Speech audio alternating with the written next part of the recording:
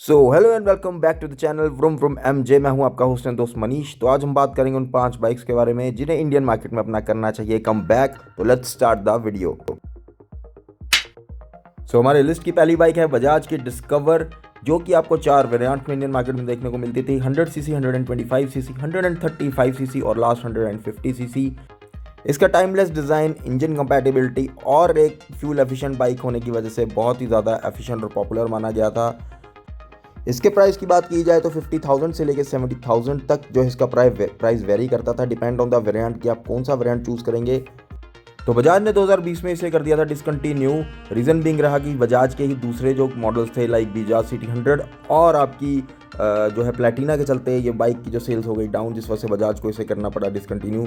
But हमें लगता है कि ये बाइक को इंडियन मार्केट में करना चाहिए रीलॉन्च, क्योंकि बहुत ही ज़्यादा पॉपुलर बाइक थी अपने टाइम की। तो चलिए बढ़ते हैं एक और पॉपुलर बाइक की तरफ। हमारी लिस्ट की जो दूसरी बाइक है वह रॉयल एनफील्ड की थंडरबर्ड।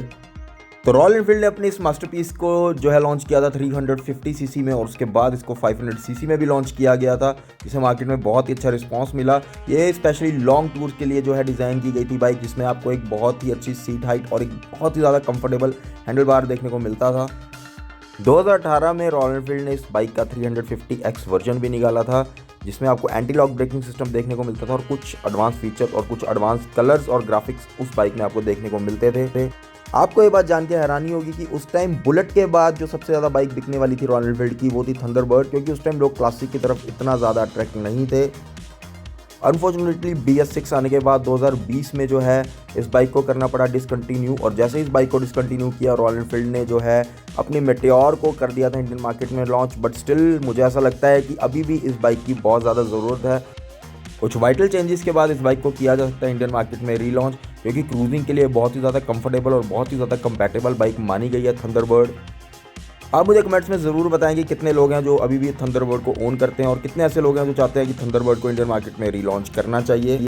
तो चलिए इसी के साथ बढ़ते हैं अपनी तीसरी बाइक की तरफ और जानते हैं ऐसी तीसरी कौन सी बाइक है जो इंडियन मार्केट में कर सकती है बहुत ही तगड़े तरीके से वापसी, और जिसका इंतज़ार बहुत से ऐसे लोग हैं जो कर रहे हैं कि इस बाइक को कम बैक करना चाहिए इंडियन मार्केट में। तो जानते हैं उस तीसरी बाइक के बारे में। तो बात करेंगे हम यहाँ पे LML की एड्रीनो के बारे में। इसको सुनते हैं हम सबको अपना बचपन याद आता है, जितने भी 90s के किड्स हैं, क्योंकि उस टाइम हमारे लिए एक सुपर बाइक से कम बाइक नहीं थी ये। तो आपको जान के हैरानी होगी कि उस टाइम बहुत ही कम ऐसी बाइक थी जिसमें 4 स्ट्रोक इंजन देखने को मिलता था, और वन ऑफ द बाइक थी LML की एड्रीनो। टाइमलेस डिज़ाइन और बहुत ही ज़्यादा स्पोर्टी लुक के साथ इंडियन मार्केट में ये बाइक लॉन्च हुई थी। 100 सीसी का एयर कूल्ड इंजन इस बाइक में हमें देखने को मिलता था, और हैरानी की बात है कि डिस्क ब्रेक भी हमें उस टाइम के हिसाब से इस बाइक में देखने को मिलती थी, जबकि बहुत ही रेयर बाइक थी जिसमें डिस्क ब्रेक जैसी भी कोई चीज़ होती थी, जबकि उस टाइम सिर्फ ड्रम ब्रेक्स पे ही बाइक्स जो है चलती थी 100 सीसी की स्पेशली। हालांकि LML की कंपनी अब इंडिया से ख़त्म हो चुकी है, बट स्टिल मैं चाहूँगा कि बाइक इंडियन मार्केट में दोबारा से आए और धूम मचा दे। तो हीरो की एक मोस्ट अंडररेटेड बाइक जिसके बारे में हम सब जानते हैं, हीरो की हंक। भाई ये बाइक 150 सीसी में लॉन्च हुई थी अक्टूबर 2007 में, उस टाइम पे जबकि 150 सीसी को बहुत ही रेयर लोग जो है ऑप्ट करते थे।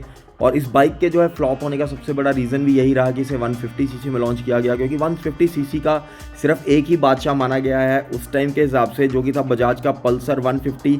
उसने 150 सीसी सेगमेंट में किसी भी बाइक को टिकने नहीं दिया। तो आप ये कह सकते हैं कि इस बाइक में कोई कमी नहीं थी, बस इसका सिर्फ यही कसूर था कि 150 सीसी में लॉन्च होगी गलती से। हीरो ने इसको लॉन्च किया था विद डिस्क ब्रेक और विदाउट डिस्क ब्रेक ऑप्शंस के साथ, और आपको बता दूं कि लास्ट जो इसका प्राइस रिकॉर्ड किया गया है वो था 64,49,000 एक्स शोरूम। अनफॉर्चुनेटली इतनी खूबियाँ होने के बाद भी ये बाइक इंडियन मार्केट में सर्वाइव नहीं कर पाई, और 2017 में इस बाइक को कर दिया गया था इंडियन मार्केट से डिसकंटिन्यू।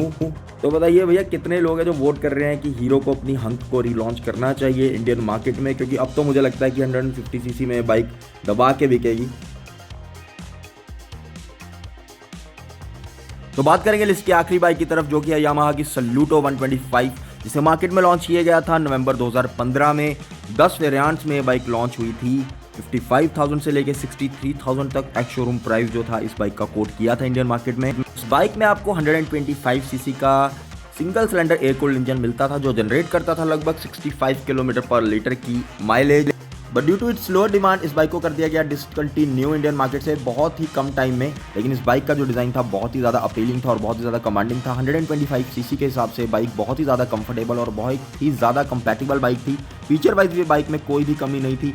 बट 125 सीसी एक ऐसा सेगमेंट है जिसमें लोग बहुत ही ज़्यादा कम इन्वेस्ट करते हैं। 100 सीसी या 150 सीसी की तरफ ही लोग जाते हैं। तो मुझे लगता है बाइक इंडियन मार्केट में दोबारा से रीलॉन्च करनी चाहिए। तो ये थी हमारी 5 बाइक्स। इसी के साथ करते हैं वीडियो क्लोज। चैनल को कर ले subscribe. See you in the next video. Tata bye bye.